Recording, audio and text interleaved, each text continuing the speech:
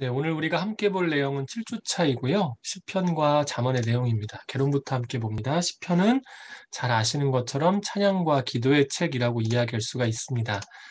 시편의 제목은 세페르 테힐림이라고 하는데요. 이 찬양의 책이라는 의미로 이 테힐림이라는 이 단어가 할렐루야와 같은 어근입니다. 찬양하라, 노래하다, 여호와를 찬양하다라는 의미가 테힐림 안에 들어가 있고요. 그래서 원래 그 히브리어 성경의 제목은 세페르 테힐림이라는 단어이고요. 이 70인역에서는 푸살모니라고 해서 무언가 악기로 연주하는 것. 근데 그 당시 악기들이 많은 경우 현악기였었기 때문에 이 현악기로 노래하는, 연주되는, 그래서 그 현악기와 함께 노래하는 성스러운 노래 혹은 시라는 의미를 가지고 있는 70인역의 제목이 있습니다. 이것을 따라서 영어 성경과 이제 한글 성경까지 의미가 부여됩니다. 계속해서 함께 보실 내용은요. 저자 및 기록 연대인데요. 대부분의 많은 시편을 다윗이 기록을 했습니다. 그리고 그 다음에 아삽이 기록했고요. 고라와 솔로몬, 모세, 헤만, 에단인데요. 이 미상이라고 적혀 있는 시편에서도 많은 경우 다윗이 저작하지 않았을까 그렇게 추정을 합니다.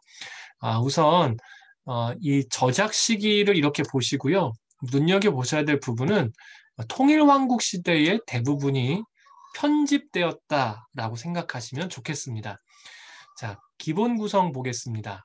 총 5권으로 되어 있는 거 아시죠? 5손가락처럼 5권으로 되어 있습니다.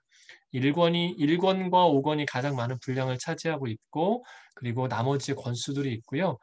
이것을 보셨을 때 모세 5경과 비교해 보면 그 주제, 각 권마다의 주제가 창세기부터 신명기까지의 내용과 굉장히 유사해서 마치 시편의 5권으로 되어 있는 150편의 이 내용이 창세기부터 신명기의 내용을 아우르는 것 같은 느낌을 받을 수가 있습니다. 자, 편집자를 잠깐 보도록 하겠습니다. 주요 저자는 다음과 같지만 편집자로는 솔로몬과 고라 자손과 아삽까지 해서 이 통일왕국 시대의 대부분 다 편집이 되었고 나머지 부분들이 이제 그 포로 이후 시대에 편집되었음을 볼 수 있습니다. 주요 편집자라는 것만 기억해 주시면 되겠습니다. 그래서 저작과 편집 시기는 약 10세기 정도가 걸렸음을 알 수가 있고요. 기록 목적을 봅니다. 성령의 계시와 감동에 따른 기록을 통해서 무엇입니까? 신앙의 도전이지요. 시편에는 특별히 이 탄식시가 굉장히 많습니다. 개인의 아픔과 어려움과 삶의 고난과 억울함을 하나님 앞에 내어드림으로 말미암아 하나님을 의지하는 자에게 주시는 그 은혜의 일들을 우리로 하여금 보게 하고 같은 이 공감대 안으로 들어가게 하는 것이죠. 그래서 밑에서도 이 기본 경건에 대한 공감대, 특별히 지금도 찬양곡들이 쓰여지는 것처럼 공중과 개인의 예배 가운데 찬양으로 쓰기 위해서 시편은 지어졌습니다. 핵심 단어는 당연히 경배와 찬양이겠고요. 주제를 봅니다. 주제 첫 번째에서는 우리가 하나님의 존재, 성품, 그러니까 하나님에 관련된 주제들이 시편에 참 많습니다. 하나님은 한 분이시고 다른 신들은 거짓이다. 초월자, 자존자, 영이시고 거룩하시고 공의로우시며 이 하나님은 사랑이시고 분별하시며 이 사랑이 신실하시다라고 이야기합니다. 두 번째는 그 놀라우신 하나님과 이스라엘, 곧 성도와의 관계에 대한 주제들을 노래하고 있습니다. 그 하나님은 창조주이십니다. 우리의 창조주라는 게 중요합니다. 그리고 우리를 다스리시는 분이십니다. 그래서 이 하나님께서는 구속 언약을 주시고 우리의 구원자가 되시고 선택하시며 인도하시고 보호하시는 은혜를 행하시지요. 특별히 시편 안에는 회개하는 자를 용서하시는 은혜에 대해서 다윗이 더 구구절절 노래를 했었었고요. 하나님과의 우리 관계 가운데 그 억울함을 토로할 때 종말론적 심판을 통해 악의를 멸하시고 의인은 반드시 구원하신다라는 이 놀라운 메시지가 이 안에 담겨져 있습니다. 특징 함께 보도록 합니다. 말씀드렸던 것처럼 예배에 음성되었고 깊은 음악성이 있고요. 성경에서 가장 많은 저자를 보유하고 있는 것이 시편입니다. 가장 짧은 장, 긴 장이 있고 예언서가 아님에도 이사야와 함께 메시아에 대한 예언이 가장 많이 수록되어 있습니다. 신약에서 가장 많이 인용한 책도 시편이라고 이야기할 수 있습니다. 자, 이제 우리 성경의 내용 함께 볼 텐데요. 시편 말씀드린 대로 1편 먼저 함께 보도록 하겠습니다. 여러분들 아마 지금 우리말 성경으로 보고 계실 겁니다. 이 시간에는 제가 죄송하게도 개역 개정으로 1편과 23편은 좀 읽도록 하겠습니다. 조금 더 그게 익숙해서요. 1절부터 읽겠습니다. 복 있는 사람은 악인들의 꾀를 따르지 아니하며 죄인들의 길에 서지 아니하며 오만한 자들의 자리에 앉지 아니하고. 시편 1편은 우리 가운데 주는 몇 가지의 특별한 의미가 있는데요. 창세기 1장이 중요하고 1절이 중요한 것처럼 시편에서도 시편 1편이 굉장히 중요하고 그곳에서도 1절은 특별한 의미를 갖습니다. 그래서 그 시편 1편의 1절의 말씀을 이들이 편집하며 그 첫 번째 말씀으로 어떻게 합니까? 복 있는 사람은 이라는 표현을 씁니다. 복이 있는 사람은 이라는 원어는 아슈레 하이슈 아쉐르라는 단어입니다.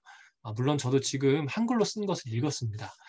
행복하도다 무엇 무엇 하는 사람은 이라는 의미입니다. 그래서 이 말씀은 하나님께서 우리에게 행복으로 초청하시며 내가 부른 너희가 이러이러한 모습으로 임할 때 진정한 행복이 너희에게 있을 것이다. 너희는 행복한 사람들이 될 것이다.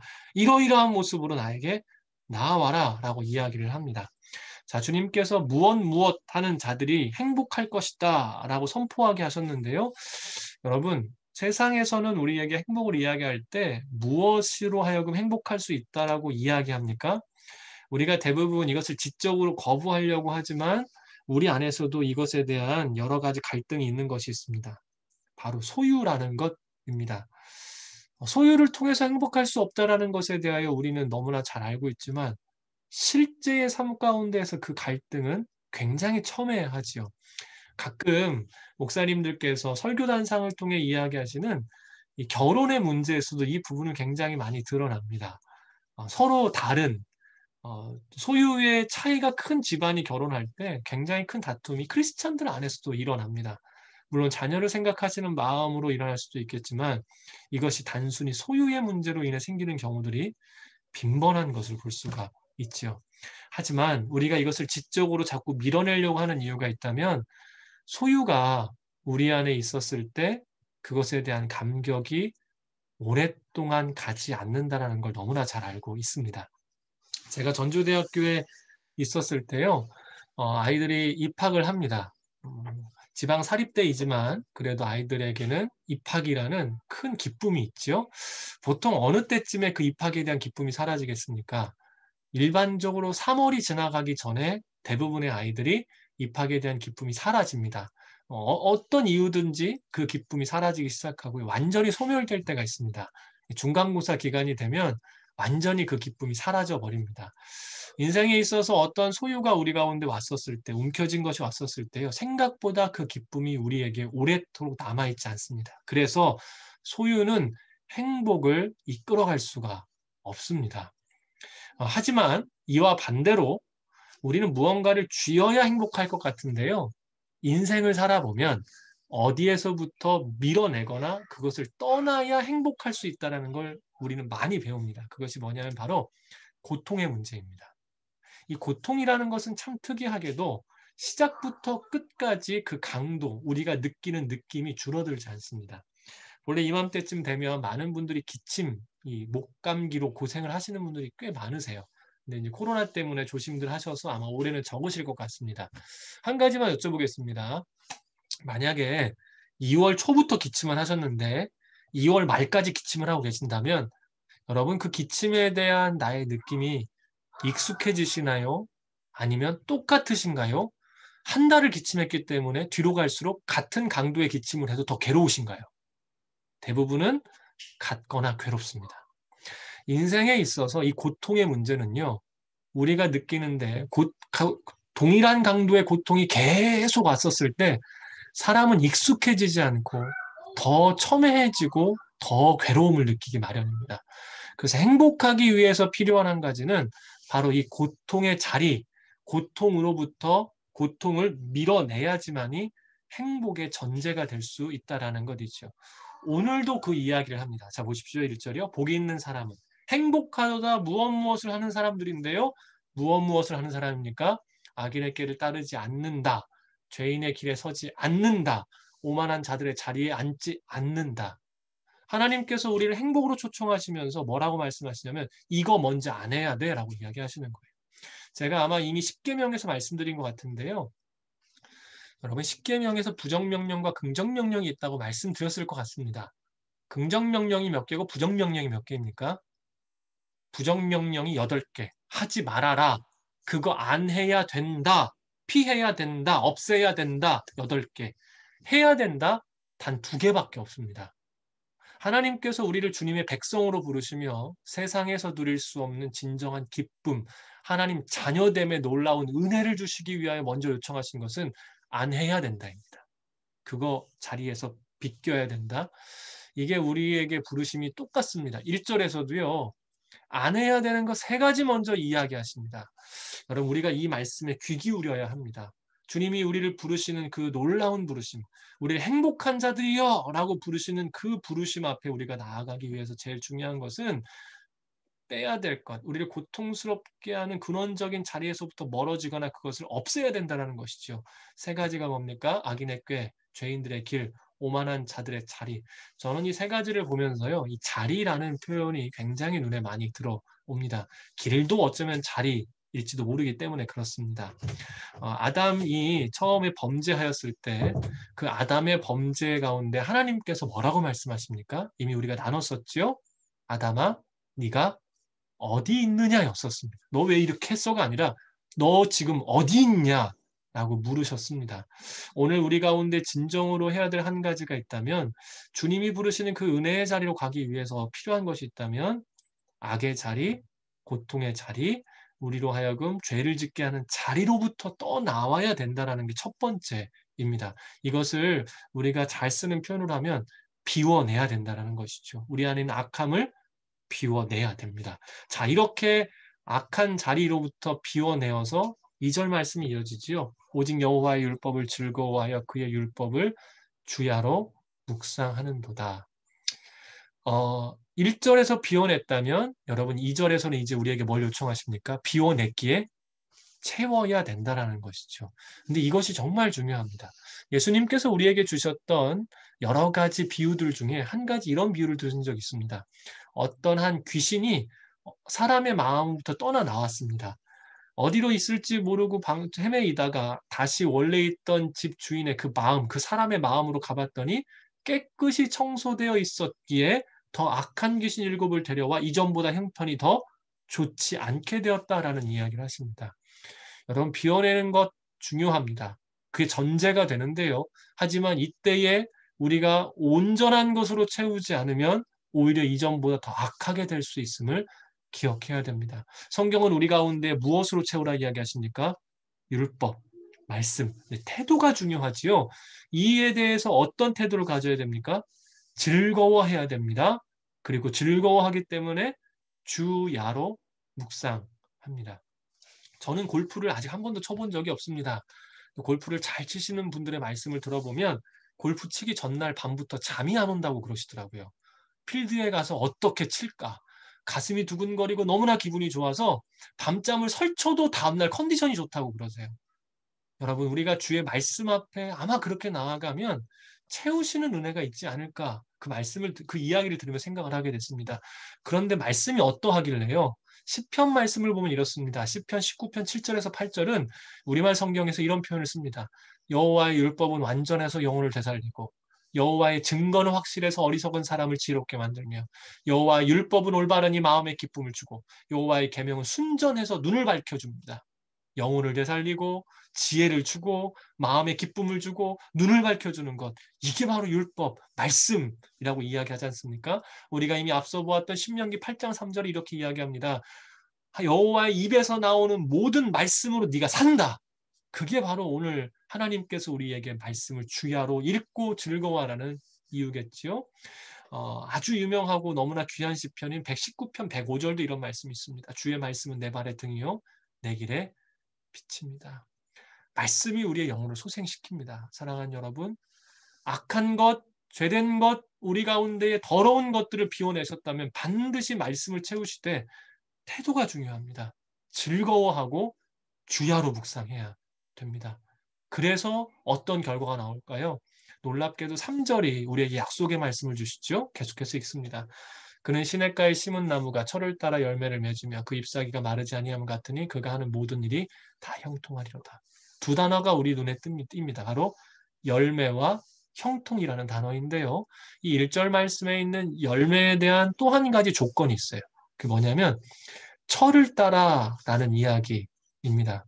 사랑하는 여러분, 주님께서 우리에게 말씀하실 때 철을 따라라고 이야기하시죠. 너무 조급해하지 마십시오. 제가 가지고 있는 책 중에 영혼의 사계절이라는 책이 있습니다. 지금은 절판이 됐고 이 원서로만 지금은 보실 수가 있으실 텐데요.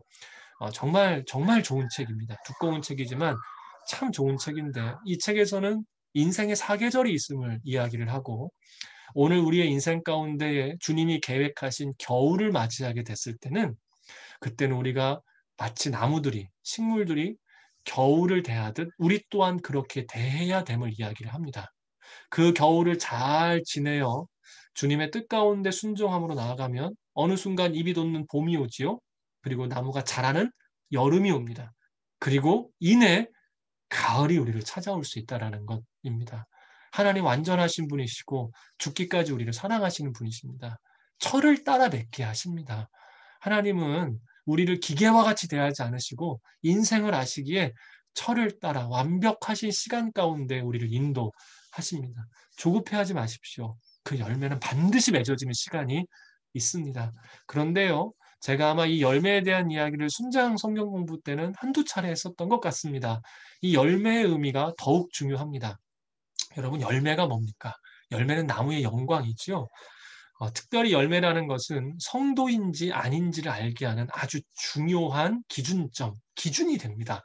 그런데 이 열매를 이야기할 때 우리가 생각해야 될 것은 이 자연 만물을 통해 알게 하시는 원리와 이치라는 겁니다. 열매요. 나무에서 열매가 맺어지면 누가 좋습니까?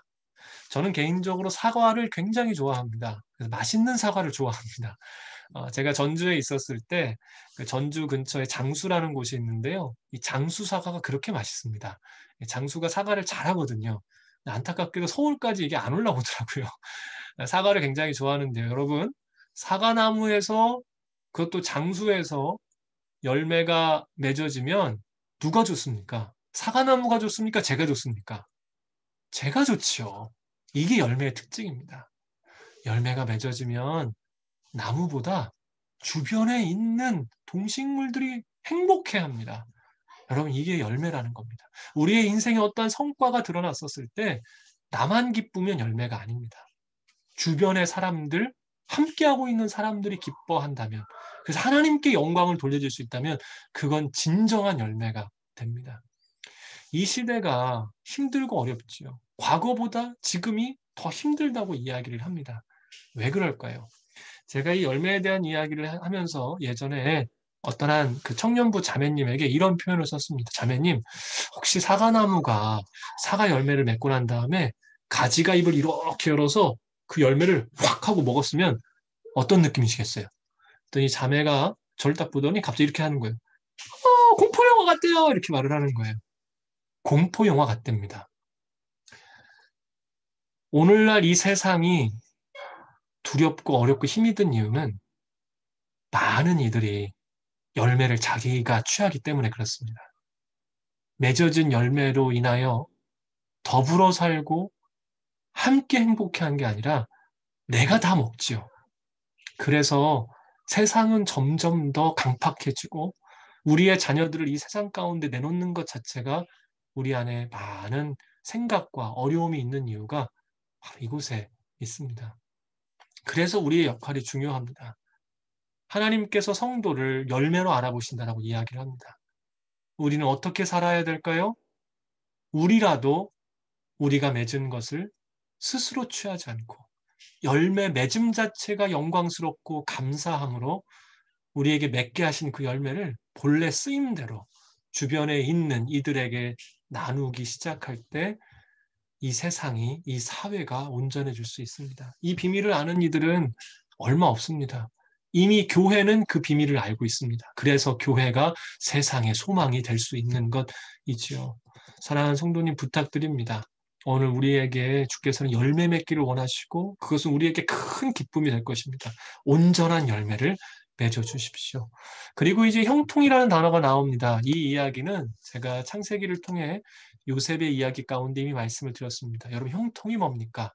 형통은 상황과 여건과 상관없이 하나님과 동행함을 뜻합니다. 하나님과 동행하면 그것이 바로 형통입니다. 왜요? 완전하신 하나님과 보조를 맞추어 주님의 길을 걸을 수 있기 때문입니다. 내가 원하는 것이 이루어지는 것은 형통이 결코 아닙니다. 마치 저것이 되면 모든 것이 잘 될 것 같지만 그렇지 않는 경우는 인생에 너무나 많이 있었습니다. 오히려 그것이 어그러져 더 놀라운 은혜를 경험한 적이 있었지요. 형통. 그래서 말씀을 주야로 묵상하고 즐거워하는 자는 열매를 맺되 주님과 함께 동행하는 은혜를 누릴 수 있게 되는 겁니다. 자, 이제 4절과 5절 넘어가도록 합니다. 악인들은 그렇지 아니하며 오직 바람에 나는 겨와 같도다. 그러므로 악인들은 심판을 견디지 못하며 죄인들이 의인들의 모임에 들지 못하리로다. 자, 질문이 한 가지 있습니다. 누가 악인입니까? 오늘 말씀을 쭉 보면 말씀 안에 있지 않는 사람, 말씀으로 살지 않는 사람, 말씀이 삶의 근간이 되지 않는 사람이 바로 악인입니다. 말씀을 의지하지 않고 말씀만으로 살지 않는 사람들이 악인입니다. 여러분, 우리가 잘 기억해야 됩니다. 안타깝지만 이러한 사람들은 바람에 나는 겨와 같고 심판을 견디지 못할 것이다 라고 이야기하시며 이제 6절로 넘어가는데요. 무릇 의인들의 길은 여호와께서 인정하시나 악인들의 길은 망하리로다. 제가 가끔 저를 소개할 때 제가 전공했던 것들을 말씀드릴 때가 있는데요. 많은 분들이 아실 겁니다. 제가 철학을 전공했고 윤리교육학을 부전공을 했고요. 심리학을 복수 전공을 했습니다. 문제는 이걸 다 학부만 했기 때문에 별로 그렇게 알미 깊지는 않습니다. 어찌됐건 수박 겉핥기 식으로라도 조금씩 배우면서 제 가운데 깊이 남았던 한 가지의 교수님의 질문이 있었습니다. 인간에게 있어서 가장 강렬한 욕구가 무엇인가에 대한 이야기를 철학 시간에 이야기를 했었습니다. 여러분, 우리가 아는 가장 강렬한 욕구를 기본적으로 뭐라고 이야기합니까? 의식주라고 이야기합니다만 실제로 사람에게 있어서 가장 강렬한 욕구는 인정받고 싶은 욕구입니다. 우리에게 재물이 왜 필요한가요? 편안한 삶을 위해서인데요. 그 편안한 삶을 알아주는 이가 없는 홀로 있는 삶 가운데에서의 재물은 아무 의미가 없습니다. 사람은 지금 곧 죽어도 인정받고 싶은 욕구 안에 사로잡힐 때가 굉장히 많습니다. 부부 안에 다툼이 있습니다. 여러분, 부부 안에 다툼이 왜 일어날까요? 서로가 서로를 인정해 주지 않기 때문에 그렇습니다. 내가 원하는 만큼의 인정이 나에게 돌아오지 않으면 갈등이 생기고 폭발하게 됩니다. 제가 예전에 그 가정사역을 할 때 관련된 이야기들을 쭉 찾아보다가 그림을 하나 봤는데요. 이런 그림이었습니다. 남자가 아내였겠죠. 여자의 손을 절벽에서 이렇게 엎드려서 잡고 있습니다. 아내는 떨어질까 봐 위에 남편의 손을 잡고 있었고 남편은 위에서 떨어지는 아내를 엎드려서 잡고 있는데 문제는 이 남편의 등 위에는 큰 바위가 있었었고 아내의 팔에는 이 독사굴에서 나온 독사가 팔을 자꾸 물고 있었다라는 것입니다. 둘 다 굉장히 힘든 상황이죠. 아내 입장에는 어떻습니까? 내가 지금 독사에 물리고 있는데 이 사람은 왜 나를 들어주지 않나? 문제는 아내의 시야에서는 남편의 등 위에 깔린 바위가 안 보인다는 겁니다. 내가 이렇게 바위에 깔려서 당신을 들고 있는데 왜 나에게 이렇게 불편만 하고 있는가? 사람은 인정받고 싶은 욕구가 삶의 동기와 이유라고 할 수가 있습니다. 그래서 중요한 것은 누구에게 인정받을 것인가를 결정하는 일이 아주 중요합니다. 사랑하는 여러분, 혹시 오늘이나 어제 사이에 감정적으로 과잉이 되셔서 조금 감정의 표현들을 하신 때가 있으셨습니까? 한번 여쭤보겠습니다. 그때 어떤 것에게 인정받고 싶으셔서 그런 행동을 하셨습니까? 내 말이 상대에게 관철되어 그 사람이 나의 존재를 인정받고 싶으셔서 그러셨습니까? 나 스스로 잘했다라는 소리를 듣고 싶으셨습니까? 아니면요, 정말 중요한 질문인데요. 하나님께 인정받고 싶으셔서 감정의 과잉 표현을 하셨습니까? 시간을 살아가며 내가 오늘 인정받아야 될 대상이 누구인지에 대한 명확한 인식이 있으면 우리의 삶은 흐트러지지 않습니다. 그런데 이 일이 참 쉽지 않죠? 그래서 우리에게 시편 1편이 이야기하는 게 있습니다. 이 일을 위하여 악인의 모습들을, 자리를 떠나야 됨이 먼저이고, 이 일을 위하여 비워진 가슴 안에 말씀을 즐거워하고 주야로 묵상해야 되고, 그래서 그 가운데에서 열매 맺는 삶의 기쁨이 있을 때야 비로소 주님께 인정받고자 하는 참된 중심이 우리 안에 있어. 우리가 감정에, 여건에, 환경에, 사람의, 세상의 가치에 휩쓸리지 않고 하나님께 인정받기 위한 삶의 진정한 태도로 나아가 진정한 행복을 누리며 살 수 있다는 것이죠. 시편 1편은 그래서 중요합니다. 진정한 행복이 무엇인지, 그리고 그 근간에는 악을 떠나 말씀 앞에 나아가 하나님의 사람으로서 열매를 맺어 하나님께 인정받는 삶으로서의 이야기를 시편 전체 이야기를 압축해주고 있습니다. 그래서 저는 개인적으로 시편 1편이 시편 전체를 이렇게 이끌어간다라고 생각을 합니다. 시편 2편의 말씀이 오늘 우리 가운데 임하여서 진정으로 행복하시기를 소망합니다. 시편 23편 보도록 하겠습니다. 23편 말씀은 굉장히 길게 준비를 해서요. 아마 제가 말씀을 중간에 끊어야 될 것 같습니다. 우선 23편 말씀을 좀 보도록 합니다. 이것도 개정으로 읽겠습니다. 1절입니다. 여호와는 나의 목자시니 내게 부족함이 없으리로다. 23편을 제가 설교하거나 혹은 사람들과 나눌 때에 가장 먼저 묻는 게 이 질문입니다. 여러분 1절에서 가장 눈에 띄시는 구절이 어떤 구절입니까? 오늘 우리에게 눈에 띄어야 될 구절은 이것밖에 없습니다. 내게 부족함이 없다. 인생을 살아오신 귀한 성도님들께서 이 말 자체가 얼마나 모순적이고 힘든 이야기인지를 잘 아실 겁니다. 우리에게는요, 모든 것에 있어서 부족함이 차고 넘칩니다. 제가 그래서 가끔 묻습니다. 세계 최고의 부자에는 부족함이 없을까요? 라는 질문을 던집니다. 그럼 세계 최고 부자가 지금 누굽니까? 아마존의 CEO라고 이야기를 합니다만 실제로 인터뷰를 보니까 빌 게이츠가 기부를 너무 많이 해서 3위권 밖으로 밀려났다라는 겁니다. 그럼 실제 부자는 여전히 빌 게이츠라고 이야기를 하더라고요. 빌 게이츠가 웃으면서 이런 얘기를 하는 걸 들었습니다. 자기가 아직 10위권 밖으로 밀려나지 않는 건 그만큼 기부를 덜해서 그런 것 같다. 빨리 10위권 밖으로 벗어나야 되겠다. 그만큼 큰 부자인데요. 제 질문은 이겁니다. 그래서요. 빌 게이츠에게는 부족함이 있을까요? 없을까요?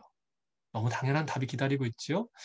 최근에 당선인이 되어서 대통령이 된 조 바이든 대통령 혹은 이전의 대통령 트럼프 대통령 이 두 사람에게는 부족함이 있을까요? 없을까요? 너무 당연한 걸 여쭤봐서 죄송합니다. 인생에 있어서 불가능한 일입니다. 그런데 오늘 시편 기자인 다윗은 내게 부족함이 없다라는 이야기를 하고 있습니다. 그런데요, 이 이야기를 우리가 조금 더 보기 전에 생각하셔야 될 한 가지가 있습니다. 어떻게 쓰여졌냐라는 거죠. 여러분 시편 23편은 다윗의 시편이면서 동시에 어디서 쓰여지신 시편인지 알고 계시죠? 왕이 된 이후입니까? 이전입니까? 왕이 되기 이전의 시편입니다. 다시 말씀드리면 광야에서 썼던 시편임을 우리가 알고 있습니다. 광야의 생활. 잘 아시는 것처럼 다윗은 어린 시절부터 그렇게 순탄하지 않았습니다. 이미 우리가 사무엘상을 통해 충분히 이야기를 했었었는데요. 다윗은 그 어린 시절 가정 안에서 주목받지도 못했고 사랑받지도 못했습니다. 그러한 어린 시절에 하나님 앞에 기름 부으심을 받고 그가 왕에게 택함을 받아 하프를 켤 때 놀라운 역사가 일어나지요. 그 와중에 또 전쟁터에 나갑니다. 자신을 응원하러 온 아버지 심부름으로 온 동생에게 큰형이 아주 심한 말을 하며 꾸짖지요. 그런데도 놀랍게도 이 골리앗에게 승리를 거둡니다. 그랬더니 사람들이 이야기합니다. 다윗은 만만이요 사울은 천천이다. 이 이야기를 들었던 사울이 정신을 차리지 못하고 그 질투에 눈이 멀어 다윗을 죽이려고 그를 쫓아다니기 시작하죠. 그의 피난길, 그의 도망다니는 일이 시작이 되었습니다. 여러분 혹시 지금까지 인생을 살아오시면서 단 한 번이라도 누군가에게 쫓겨다니셔 본 적이 있으십니까? 네, 여기서는 손 드시면 안 됩니다. 네, 저는 없습니다. 제가 아는 한 형제의 이야기를 들었는데요.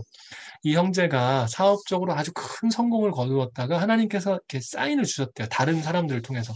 이 형제는 그 당시만 해도 별로 그렇게 신앙이 깊지 않은 상태였고 그 이야기를 듣고 무시했는데 정말 하나님의 사인대로 완전히 사업이 다 그냥 주저앉아 버렸습니다. 법적으로 책임질 것들을 다 책임을 지고 할 수 있는 건 다 했지만 이 법적 책임이 끝난다고 모든 게 다 마무리되지 않지 않습니까? 그래서 이제 빚쟁이들이 이 형제를 쫓아다녔는데 이 형제가 그 사람들을 피하기 위해서 창고 같은 데서 살 수밖에 없었고요. 3년간을 앉아서 잤다고 그러더라고요. 누군가 들이닥치면 대응하기 위해서 3년을 앉아서 잤는데 제가 그 이야기를 들었을 때가 그 형제가 그런 일을 겪은 지가 벌써 10년이 지난 때였었습니다.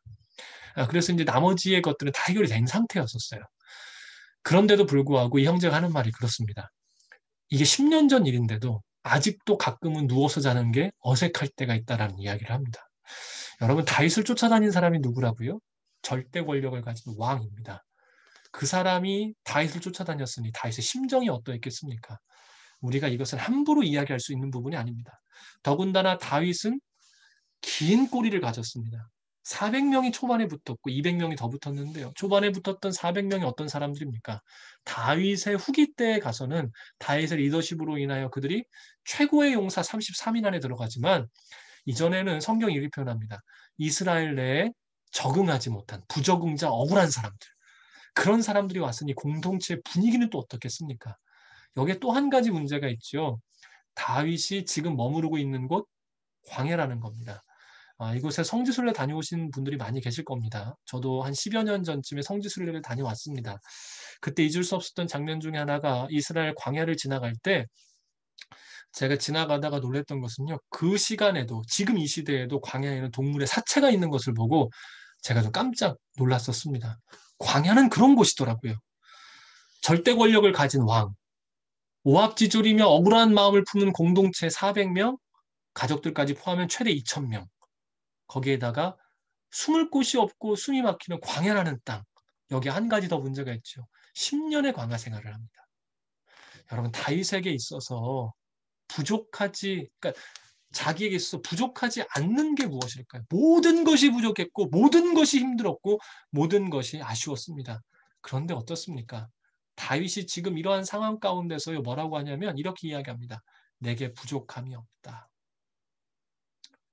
이 말씀을 깊이 묵상하다 보면 다윗에 대해 우리가 생각할 때 이렇게 생각할 수밖에 없습니다. 첫 번째는 다윗이 죄송합니다. 미쳤거나 아니면 우리가 알지 못하는 무언가가 있다라는 것입니다. 여러분 생각에는 어떠십니까? 예, 무언가가 있다라는 것이죠. 자, 그런데요. 이 다윗의 고백에 그래서 1절의 앞부분이 중요합니다. 내게 부족함이 없다라는 고백이 어떻게 해서 나왔습니까? 앞부분에 보면 여호와는 나의 목자시니 라고 이야기를 합니다. 이 부분이 우리에게 너무 익숙할지 몰라도 다윗에게 있어서는 오늘을 살아가는 실질적인 고백이 이 고백이었다라는데 굉장히 중요한 이유가 있습니다. 여호와를 목자로 삼으면 부족함이 없다라는 것이죠. 여기서 한 가지 주의하셔야 될 부분이 있습니다. 제가 가끔 이 말씀을 드리는데요. 여호와를 목자로 삼는 정말 이러한 훌륭한 신앙이 되면 인생의 고통과 아픔과 어려움을 느끼지 못한다는 겁니까? 아니요, 절대 그렇지 않습니다. 우리가 사람인데 어떻게 오늘 나에게 다가오는 내 안에 머물러 있는 고통을 우리가 안 느낄 수가 있겠습니까? 여러분 다윗 탄식시 수도 없이 썼습니다. 그런데 동시에 이 고백을 하고 있는 겁니다. 그럼 무슨 이야기일까요?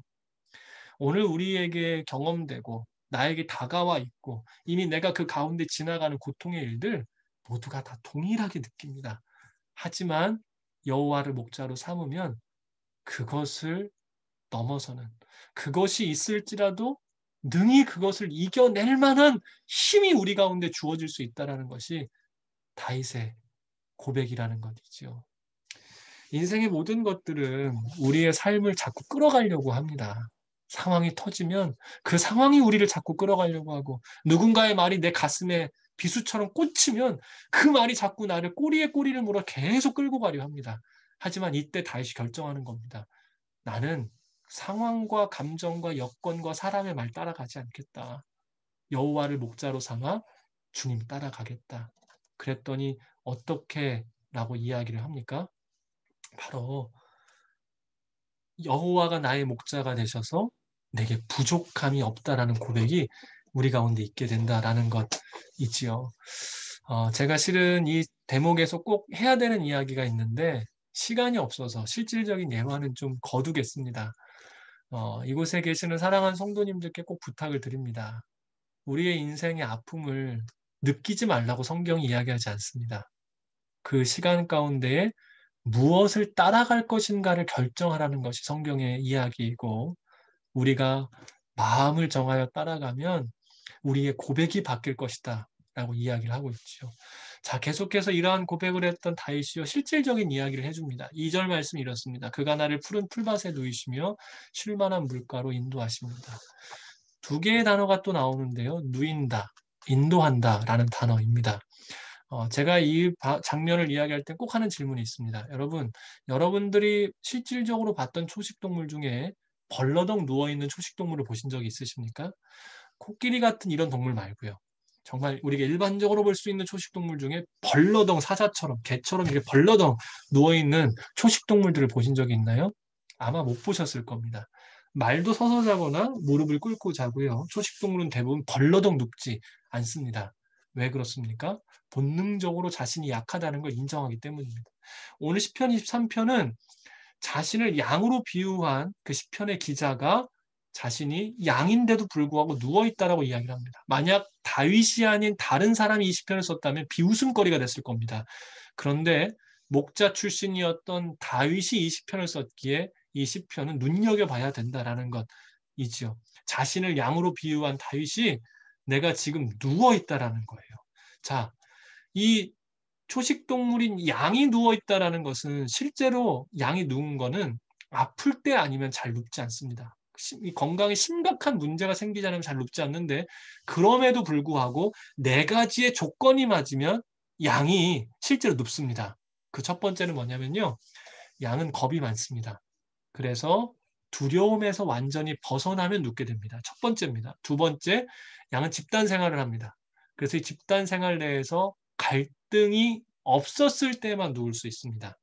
실은 이게 뒷부분에 나오는 내용인데, 제 뒷부분까지 지금 뭐 시간 보니까 절대적으로 못할 시간이어서 미리 말씀을 드리면, 양들끼리 가을이 돼서 이 짝짓기를 할 시기가 되면 싸움이 붙어요. 그래서 이때 마음에 안 드는 양이 있잖아요. 그러면 같이 부딪히기 시작하는데, 만약에 내가 마음에 안 드는 양이 벌러덩 누웠다. 그러면 어디를 가서 뿔로 받겠습니까? 배를 받겠죠. 등을 받으면 불구가 되고 배를 받으면 죽습니다. 그래서 집단 내 갈등이 있는 상황에서는 양들은 절대 눕지 않습니다. 누군가 와서 나를 받을 것을 알고 있기 때문에 그렇습니다. 세 번째입니다. 양은 해충에 취약합니다. 이 양이 해충에 취약하다는 것이 이해가 되시는지 모르겠는데요. 양은 코에 이렇게 점막들이 좀 있지요. 그래서 이 코 부분이 끈끈한 부분에 이 코파리라는 것이 날라옵니다. 그래서 여름이 되기 전에 혹은 여름철에 이 코파리가 날아와서 여기에 알을 낳습니다. 그러면서 알이 깨어나서 유충이 생기고 나면 어떻게 될까요? 떨어져 나가면 상관이 없는데 이것들이 코를 타고 올라가기 시작하지요. 이제 상상하실 수 있죠. 코를 타고 올라가면 어떻게 되겠습니까? 이것들이 갉아먹으면서 안쪽으로 들어가는 겁니다.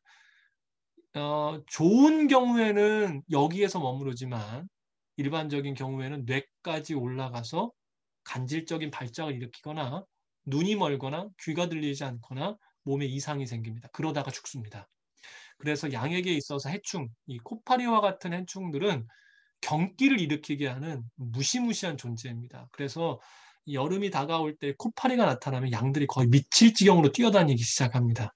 그래서 이 양에게 있어서 또 다른 해충들도 있습니다만 파리와 기생충과 같은 해충이 없어야 눕습니다. 자, 네 번째. 양이 또 눕는 한 가지 조건이 있는데요. 배불러야 눕습니다. 자, 다시 말씀드릴게요. 첫 번째, 양은 두려움이 없어야 눕고요. 집단 간에 불화가 없어야 눕고요. 그다음에 해충 같은 것들이 없어야 눕고요. 배가 불러야 눕습니다. 지금 오늘 다윗이 뭐라고 이야기합니까? 내가 누워있다라고 이야기를 합니다. 양으로 자신을 비유하면 내가 누워있답니다. 여러분 지금 다윗의 상황이 어떻습니까? 절대 권력을 가진 자가 쫓아다니죠. 광야지요. 돌볼 사람 많지요. 언제 끝날지 모르는 기간 가운데 있죠. 그런데 누워있답니다. 무엇 때문입니까? 기존에 있는 고통들이 느껴지는 것이 아니라 여호와를 목자로 바라보니 그 이상의 것으로 넘게 하시는 그 은혜가 나를 눕게 한다라는 고백을 하고 있다는 것이죠. 그래서 시편 4편 8절에 보면 이런 고백이 있습니다. 내가 평안히 눕고 자기도 하리니 나를 안전히 살게 하시는 이는 오직 여호와이시니이다. 다윗 안에 이러한 은혜를, 상황을 넘어선 놀라운 은혜가 있음을 이야기하고 있는 것이죠. 자, 그러면서 쉴만한 물가로 인도하신다라는 표현이 있어요. 양을 봤었을 때 이제는 양에 대한 이야기를 워낙 많이 들으셔서 기존의 관념들이 많이 깨지셨을 때입니다만 여전히 우리에게 양은 유순하고 예뻐 보입니다. 하지만 잘 아시는 것처럼 양은 고집이 세고요. 말 잘 안 듣습니다. 고집이 센 것이 어디서 드러나냐면 양이 풀을 먹을 때 그 고집이 잘 드러납니다. 이 고집이 세다는 건 잘 안 바꾸는 거잖아요. 이 고집 센 양들이 한번 풀을 뜯기 시작하면 뿌리까지 채 다 먹습니다. 그래서 목자가 목초지에 풀어놓고 가장 눈여겨봐야 될 일 중에 한 가지가 이 양들이 어느 정도 풀을 뜯어 먹고 있는지에 대해서 봐야 된다는 겁니다. 만약 이것을 잘 보지 않으면 양이 뿌리까지 뜯어먹어 그 목초지가 황폐화될 뿐만이 아니라 이 이후에 다시 그 목초지를 사용해야 될 때가 됐었을 때 이제는 더 이상 풀을 뜯을 곳이 줄어들기 시작한다는 것이죠. 그래서 목자는 중요하게 그 때를 보고 양들을 이동시키는 일이 굉장히 중요합니다. 자, 그런데 여기서 한 가지 좀 여쭤보도록 하겠습니다. 여러분, 목자의 입장에서는 그것을 정확한 때에 봐서 이동을 시키는데요. 양의 입장에서는 지금 이 상황이 다가오면 어떻겠습니까? 기분 나쁘겠죠. 맞습니다. 양의 입장에서는 굉장히 기분 나쁩니다. 내가 보기에는 아직 먹을 게 많이 남아 있는데 자꾸 이동을 시키거든요. 실제로 이 이동이라는 것은 단거리 이동이 아닙니다. 아주 원거리 이동이 많고 혹은 고원지대에서 다시 베이스 캠프로 내려와야 되는 이 죽음의 음침한 사망의 골짜기를 이동해야 될 때가 많이 있다는 겁니다. 양의 입장에서는 불쾌합니다. 아직 먹을 게 많은데, 아직 여기 머물러 있어야 될 것 같은데. 다윗의 입장이 딱 그렇죠. 아니 내가 지금 기름 부음도 받았고 만만이라는 이야기를 들었는데 왜 내가 광야의 길로 이동해야 되는가? 왜 하나님의 손이 나를 그렇게 인도해 가는가라는 이야기를 할 수가 있겠습니다만 다윗은 그 고백에 뭐라고 합니까? 쉴 만한 물가로 인도하시는도다. 이해할 수 없는 인생의 이동의 시간들이 다가왔었을 때 다윗 안에 그것에 대한 해석이 달라질 수 있다는 겁니다. 무엇 때문에요? 여호와를 목자로 삼으니 인생의 해석이 완전히 달라지고 있다는 것이죠. 제가 실은 이 이야기를 이전 공동체에 순신방을 가서 했었습니다. 그런데 그날 이제 순신방 안에 계셨던 분 중에 한 분이 정년퇴임을 앞두고 정년퇴임이 아니죠. 이제 갑작스런 퇴직을 하셔야 되는 상황이 되셨고 굉장히 마음이 많이 무거우셨다고 합니다. 그 다음 주 월요일에 퇴직을 하셔야 되는데 제가 금요일 날 가서 순신방을 한 겁니다. 이번에 마음의 짐이 너무나 무거워서 평생을 바쳐서 헌신해온 회사인데 갑작스런 퇴직 통보에 마음이 너무 무거울 때입니다. 며칠 동안 힘들어하는 그 상황 가운데 이 말씀을 같이 나눴어요. 그리고 제가 그 다음 주에 이제 월요일날 퇴직을 하시고 그 다음 주 금요일 날쯤에 순장님께 전화를 받았습니다. 순장님 말씀이 이렇습니다. 그 순원분께서 퇴직을 하시는 그 시간 실은 한 부서 전체 굉장히 큰 부서를 담당하는 임원급이셨었는데 자신이 어떻게 퇴직을 해야 될지에 대한 고민이 상당히 많으셨다라고 이야기를 했답니다. 그러면서 이분이 이제 자신을 그래도 대우해주며 퇴직시켜주는 회사에서 이야기할 수 있는 시간이 있어서 이야기를 했답니다. 여러분들이 보시기에 나는 지금 초라한 퇴장일지 모르겠다. 하지만 내가 내 인생을 돌아보니 어린 시절부터 나를 인도하신 하나님의 은혜가 있었다. 그리고 내가 시편 23편의 말씀을 나는 믿는다. 그래서 나는 끝까지 나를 인도하신 하나님의 손길이 있음을 나는 믿고 이 시간이 결코 나에게 있어서 퇴보하거나 혹은 부끄러운 시간이 결코 아니다. 나를 지금까지 인도하신 하나님을 여러분들도 같이 바라보셨으면 좋겠다라고 이야기를 하시고 진심을 전하셨다고 그러시더라고요. 짧게 이야기를 마쳤고 이분이 그날 나오셨어요. 근데 놀랍게도 화요일부터 이분에게 개인적인 메일이 오기 시작했다라는 거예요. 당신이 믿는 하나님 참 멋있는 것 같다부터 시작해서 나도 좀 소개받을 수 있겠냐. 뭐 이런 메일들이 왔다라는 이야기를 들었었습니다. 다윗이 위대한 이유는 여호와를 목자로 삼아 똑같은 상황 가운데 그 은혜의 충만함을 통하여 다른 고백을 할 수 있었다라는 게 참 놀라운 일이라는 것이지요. 3절 말씀을 드려야 되는데요. 시간이 너무나 많이 지나서 3절 풀이를 못할 것 같습니다. 이것도 한 10분 정도 걸려가지고요. 죄송합니다만 2절까지만 이야기를 하겠습니다. 3절 뒷부분만 좀 하겠습니다. 3절을 보면 내 영혼을 소생시키시고 자기 이름을 위하여 의의 길로 인도하시는도다 하는데요. 여기서 한 가지 여러분 내용을 잘 봐주십시오. 자기 이름을 위하여라는 표현이 있습니다. 여러분 혹시 최근 요즘 시간 가운데에서 이름 걸고 어떤 일 해보신 적 있으십니까? 제가 아는 안과 하시는 집사님이 계세요. 이 집사님께 여쭤본 적이 있어요. 굉장히 좀 그 지역에서 유명한 안과 선생님이신데 집사님 혹시 이름 걸고 최근에 뭐 하신 적 있습니까? 여쭤봤더니 그러시더라고요. 자기는 워낙 안과 수술을 많이 하기 때문에 수술할 때마다 내 이름 걸고 한다고. 그래야 환자들도 안심하고 나도 최선을 다할 수 있다고. 이름을 걸고 한다라고 하시더라고요. 이름을 건다라는 건 굉장히 중요한 의미지 않습니까? 여호와를 목자로 삼는 사람들에게 자기 이름을 위하여. 이게 무슨 표현입니까? 하나님이 자기 이름 걸고 이의 길로 인도하시겠다라고 이야기하고 계신다라는 것입니다. 하나님의 보증은 결코 흐트러지지 않습니다. 그럼 기억해 주십시오. 주님을 목자로 삼고 주님만 따라가기로 결정한 사람들 가운데 주님은 자기 이름을 위해서라 내 이름을 걸고 의의 길로 인도하시겠다라고 말씀하십니다. 제가 나중에 여러분들을 따로 오프라인으로 뭐 순모임이나 신방을 하게 되면 요청하시면 시편 23편은 한 번 더 다시 말씀드리도록 하도록 하겠습니다. 자, 이제 계속해서 잠언 말씀 저희 함께 보도록 하겠습니다. 잠언인데요. 잠언을 보시면 잠언은 실용적인 지혜의 책입니다. 여기서 눈여겨보실 부분은 실용적이다라는 이 부분을 눈여겨보시면 되겠습니다. 제목은 미셸레 셜레머인데요. 솔로몬의 잠언이라는 의미이고 미셸레가 이런 뜻이 있고요. 70인역에서도 비슷한 의미를 되었고 영어와 한글에서도 마찬가지입니다. 제가 저자를 보겠습니다. 솔로몬이고요. 혹은 익명의 지혜자와 아굴 루무엘 등이 썼다라고 이야기를 합니다. 특별히 저작 시기는 970년에서 편찬까지 700년경까지라고 이야기를 할 수가 있습니다. 기본 구성은 이와 같고요. 네, 그냥 이렇게 보시면 되겠습니다. 기록 목적을 봅니다. 하나님께서 원하시며 기뻐하시는 삶을 깨닫고 실질적인, 앞서 말씀드렸죠. 삶의 지침, 여호와를 경외하는 진정한 지혜를 통해 경건한 신앙으로 나아가기 위해서 잠언 1장 7절, 9장 10절이 이런 말씀이 있죠. 특히 신본주의적 지혜를 통해서 참된 행복의 삶을 누릴 수 있음을 이야기를 하고 있고요. 인간의 의무 이야기합니다. 그러면서 이웃, 가정, 사회에 가져야 될 의무가 있다는 것을 잠언은 이야기해주고 있습니다. 당연히 핵심 단어는 지혜겠죠. 자, 주제 봅니다. 앞서 기록 목적과 크게 다르지 않습니다. 자, 지혜는 뭡니까? 하나님 경외고 우매함은 하나님부터 멀어지는 것입니다. 창조주이시며 주관자신 하나님 경배, 경외에 대한 이야기의 연장선상에 있고요. 선은 하나님의 뜻, 악은 하나님 미워하는 것. 자, 생명과 죽음이 하나님의 손에 있기에 의와 진리를 좇는 것이 진정한 생명을 얻는 길임을 이야기를 합니다. 자, 계속해서 봅니다. 지혜롭고 의로운 말은 생명을 살리고 우매하고 악한 말은 죽음과 징벌을 초래한다.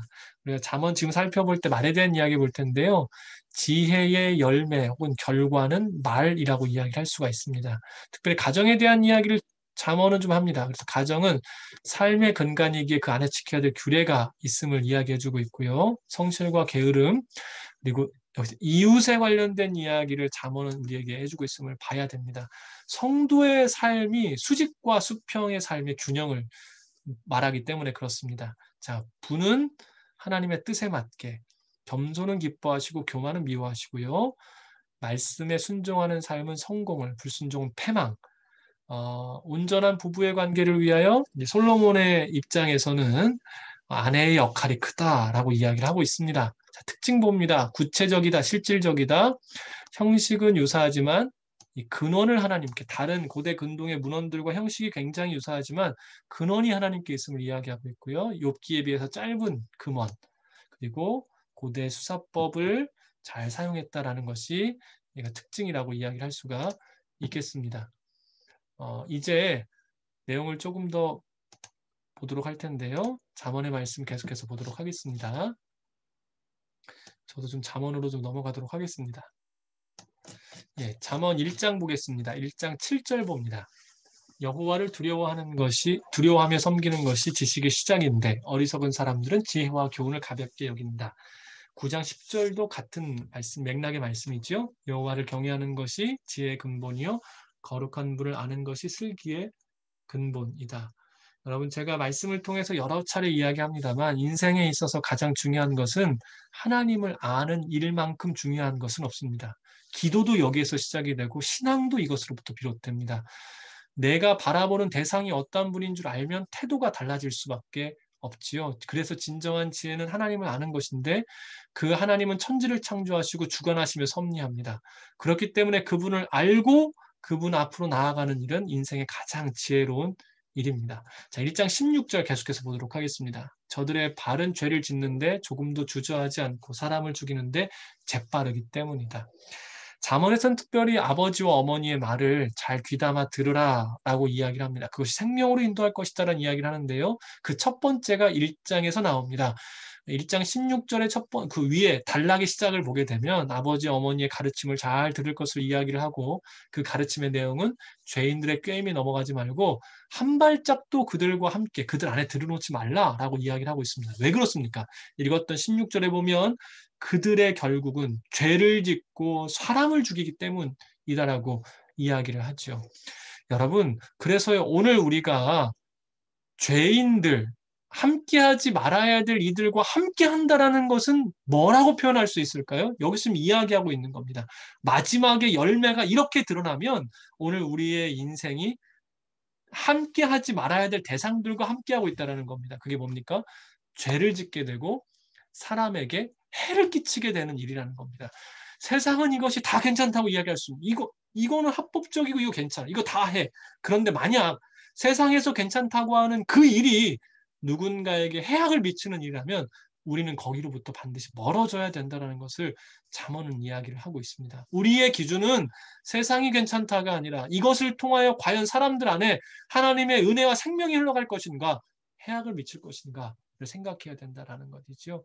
그래서 이들의 모습은 어떻게 됩니까? 19절에 정당하지 않은 이득을 욕심내는 사람들은 결국 자기 생명만 잃게 될 것이다. 종말론적인 심판에 대한 이야기들을 하고 있죠. 자, 3장 5절과 8절 보도록 합니다. 너의 마음을 다해 여호와를 믿고 너의 지식을 의지하지 마라. 네가 하는 모든 일에서 그분을 인정하여라. 그러면 그분이 너의 갈 길을 알려줄 것이다. 스스로 지혜롭다 생각하지 말고 여호와를 두려워하며 섬기고 악에서 떠나거라. 이것이 너의 몸을 건강하게 하며 너의 뼈에 영양분이 될 것이다.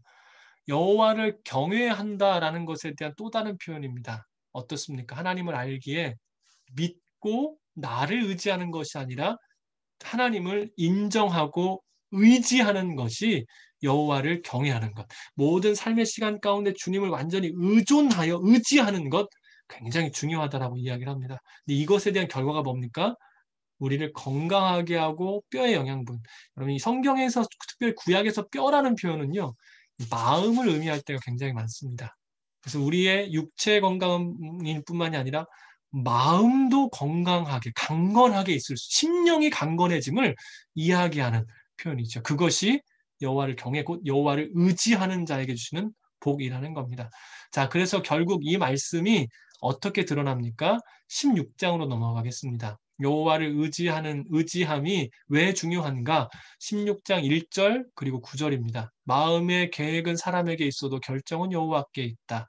사람이 마음으로 자기 앞길을 계획한다 해도 그 걸음은 여호와께서 이끄신다. 그래서요 3절 보십시오. 네가 하는 일을 여호와께 맡겨라. 그러면 네가 생각하는 것이 이루어질 것이다. 의지해야 될 이유가 있고 의지했었을 때에 결과를 다시 한번 이야기합니다. 자, 3장 27절 볼 텐데요. 3장 27절 보도록 하겠습니다. 3장 27절입니다. 네가 선을 행할 수 있는 능력이 있으면 도움이 필요한 사람에게 기꺼이 선을 베풀어라. 이 지혜의 가르침인데요. 11장 24절, 25절 다음 제가 읽어드립니다. 거저주는 사람은 더 많이 받게 되지만 지나치게 아끼는 사람은 가난에 이른다. 남에게 베풀기 좋아하는 사람은 번영하고 남에게 물을 주는 사람은 자신도 목이 마르지 않게 될 것이다. 14장 31절에서도 비슷한 이야기가 나옵니다. 가난한 사람을 억압하는 사람은 그를 지으신 분을 비난하는 자요. 궁핍한 사람에게 친절을 베푸는 사람은 하나님을 높여드리는 자이다. 여러분, 인생의 지혜는 어디에 있습니까? 우리가 청지기인 줄로 알고 그것을 주님의 뜻에 따라 나누는 겁니다. 초대교회가 칭송을 받았던 이유를 너무 잘 아시죠? 성령의 공동체였고 성령의 인도하심은 어디에 있습니까? 이미 신명기에서 그토록 이야기하고 레위기에서 그토록 이야기했던 가난한 자들을 돌보라라는 그 이야기를 지켜 그들이 자신의 소유를 팔아 없는 자들을 향하여 오히려 나누기 시작했을 때 그들의 종교가 보지도 못하고 알지도 못하였지만 백성들이 그들을 칭송했던 것들을 볼 수가 있습니다. 오늘 이 말씀이 잠언에서 지혜의 말씀으로 나오고 계속해서 우리에게 이야기를 하고요.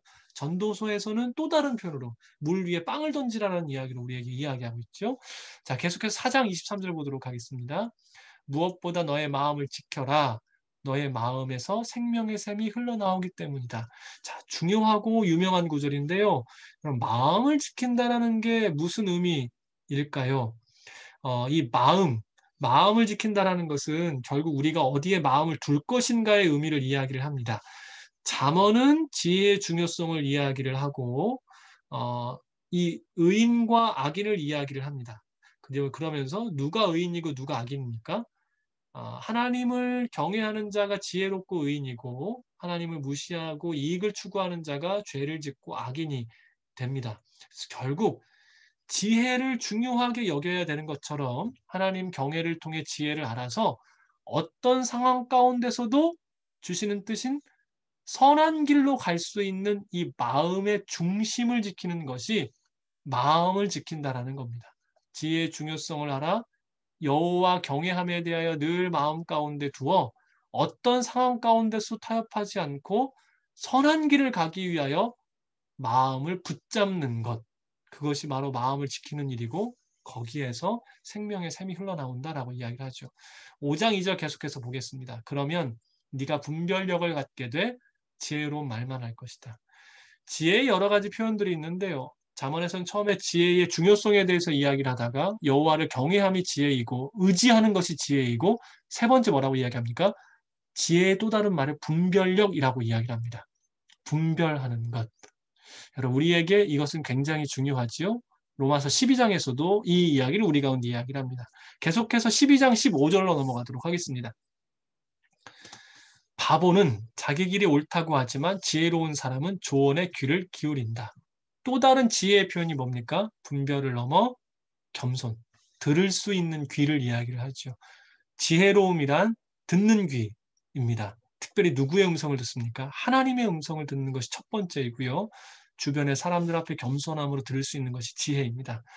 14장 4절 말씀 볼 텐데요. 개인적으로 많이 읽었고 생각하는 말씀입니다. 소가 없으면 구유는 깨끗하지만 풍성한 소학은 소의 힘에서 나오는 법이다.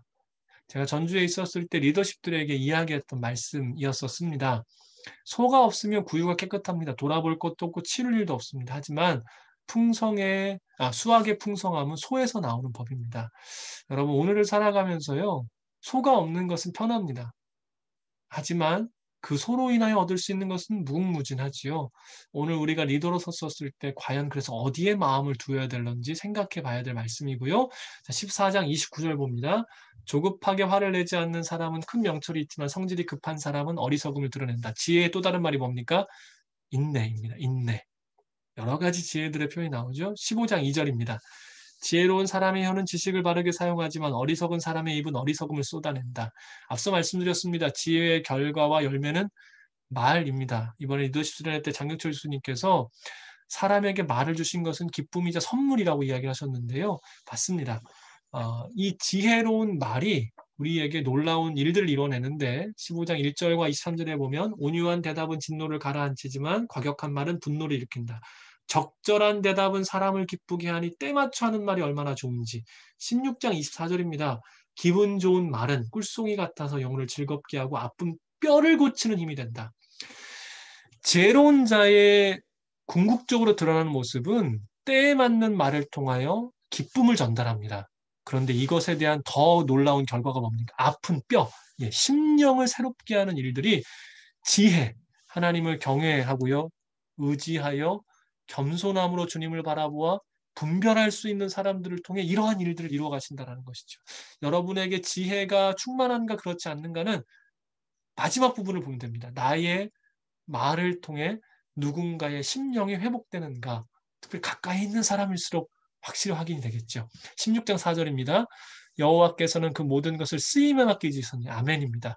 하나님은 모든 것을 지으실 때 목적을 두셨어요. 그래서 우리의 인생에 계획이 있습니다. 그런데요, 악인들은 재앙의 날이 있을 것이다. 무서운 말씀입니다. 지혜 있는 자들은 반드시 생각해야 되겠죠. 19장 3절 사람이 자기가 어리석어 자기 길을 망치고는 속으로 여호와를 원망한다. 제 프로필, 카카오톡 프로필 글귀입니다. 제가 이걸 카카오톡 프로필 글귀로 올려놨더니 제 아내한테 한 소리를 들었습니다. 좋은 말 좀 써놓지 저런 말을 써놓냐고.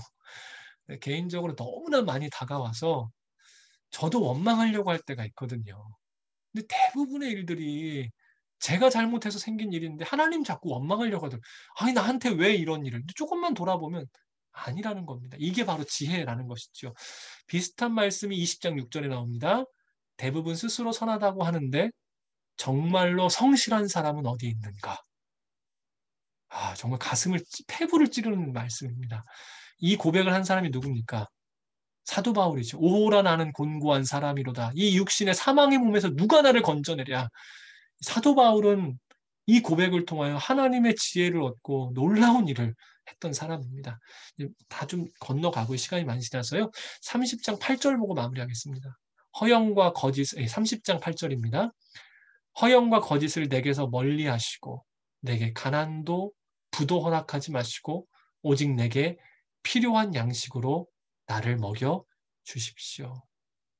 우리가 해야 될 고백이 있다면 어쩌면 이 고백이겠습니다. 인생의 지혜로운 사람은 주님을 목자로 삼아 주님을 의지하는 사람이기에 오히려 그 이상의 것이 아닌 그 주님의 은혜를 바라보는 사람이겠죠. 오늘 말씀은 우선 여기까지